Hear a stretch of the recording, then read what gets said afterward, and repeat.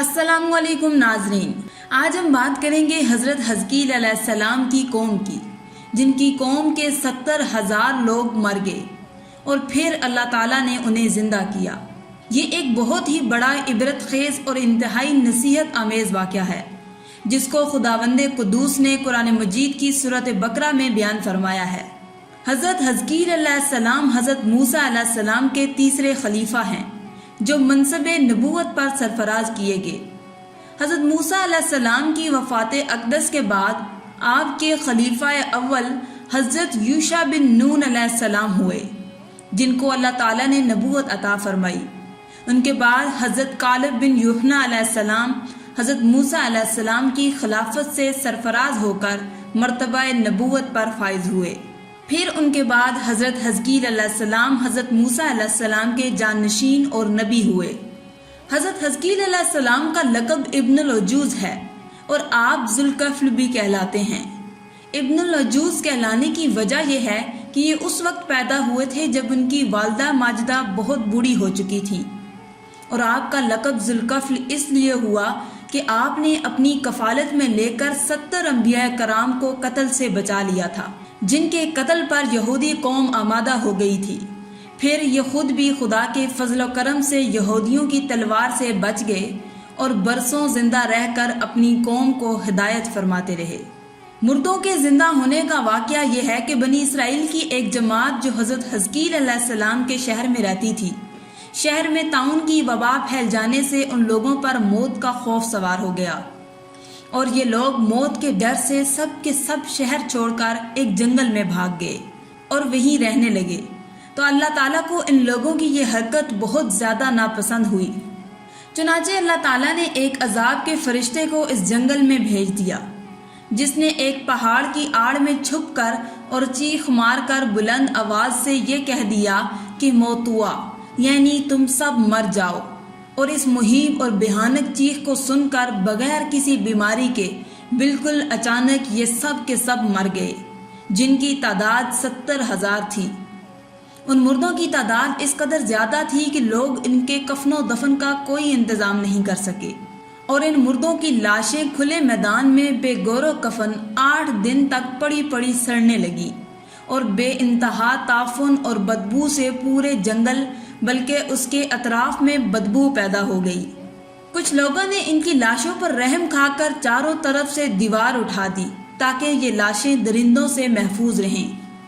कुछ दिनों के बाद हज़रत हज़कील अलैहिस्सलाम का इस जंगल में उन लाशों के पास गुजर हुआ तो अपनी कौम के 70,000 इंसानों को इस मौते नागहानी और बेगौरो कफन लाशों की फरावानी देखकर रंज और गम से उनका दिल भर गया। आबदीदा हो गए और बारी ताला के दरबार में दुख भरे दिल से गिड़गिड़ा कर दुआ मांगने लगे, या अल्लाह, ये मेरी कौम के अफराद थे जो अपनी नादानी से ये गलती कर बैठे कि मौत के डर से शहर छोड़कर जंगल में आ गए।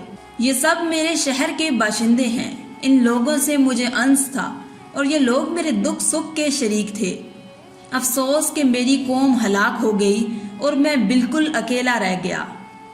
ऐ मेरे रब, ये वो कौम थी जो तेरी हम्द करती थी और तेरी तौहीद का ऐलान करती थी और तेरी किबरियाई का खुतबा पढ़ती थी।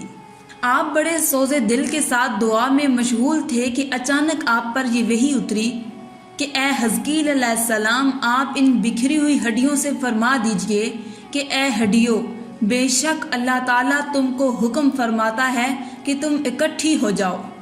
ये सुनकर बिखरी हुई हड्डियों में हरकत पैदा हुई और हर आदमी की हड्डियां जमा होकर हड्डियों के ढांचे बन गए। फिर ये वही आई कि ए हज़कील अलैहिस्सलाम, आप फरमा दीजिए कि ए हड्डियों, तुमको अल्लाह का ये हुक्म है कि तुम गोश्त पहन लो। ये कलाम सुनते ही फौरन हड्डियों के ढांचों पर गोश्त पोस्ट चढ़ गए। फिर तीसरी बार ये वही नाजिल हुई, ए हज़कील अलैहिस्सलाम, अब ये कह दो कि ए मुर्दो, खुदा के हुक्म से तुम सब उठकर खड़े हो जाओ। चुनाचे आपने ये फरमा दिया तो आपकी जुबान से ये जुमला निकलते ही 70,000 लाशें दम जदन में नागहां ये पढ़ते हुए खड़ी हो गईं کہ سبحانک اللہم و بحمدک لا الہ الا انت۔ پھر یہ سب لوگ جنگل سے روانہ ہو کر اپنے شہر میں آ کر دوبارہ آباد ہو گئے اور اپنی عمروں کی مدت بھر زندہ رہے، لیکن ان لوگوں پر اس موت کا اتنا نشان باقی رہ گیا کہ ان کی اولاد کے جسموں سے سڑی ہوئی لاش کی بدبو برابر آتی رہی، اور یہ لوگ جو بھی کپڑا پہنتے تھے وہ کفن کی صورت میں ہو جاتا تھا، اور قبر میں جس طرح کفن میلا ہو جاتا تھا ایسا ہی میلا پن ان کے کپڑوں پر نمودار ہو جاتا تھا۔ چنانچہ یہ اثرات آج تک ان یہودیوں میں پائے جاتے ہیں جو ان لوگوں کی نسل سے باقی رہ گئے ہیں۔ یہ عجیب و غریب واقعہ قرآن مجید کی سورۃ بقرہ میں خداوند قدوس نے اس طرح بیان فرمایا: اے محبوب، کیا تم نے نہ دیکھا تھا انہیں جو اپنے گھروں سے نکلے اور وہ ہزاروں تھے، موت کے ڈر سے تو اللہ نے ان سے فرمایا مر جاؤ، پھر انہیں زندہ فرما دیا۔ بے شک اللہ لوگوں پر فضل کرنے والا ہے، مگر اکثر لوگ ناشکرے ہیں۔ اس واقعے سے ہمیں یہ سبق ملتا ہے کہ آدمی موت کے ڈر سے بھاگ کر اپنی جان نہیں بچا سکتا، لہٰذا موت سے بھاگنا بالکل ہی بیکار ہے۔ اللہ تعالیٰ نے جو موت مقدر فرما دی ہے وہ اپنے وقت پر ضرور آئے گی، نہ ایک سیکنڈ اپنے وقت سے پہلے آ سکتی ہے اور نہ ہی ایک سیکنڈ بعد آئے گی۔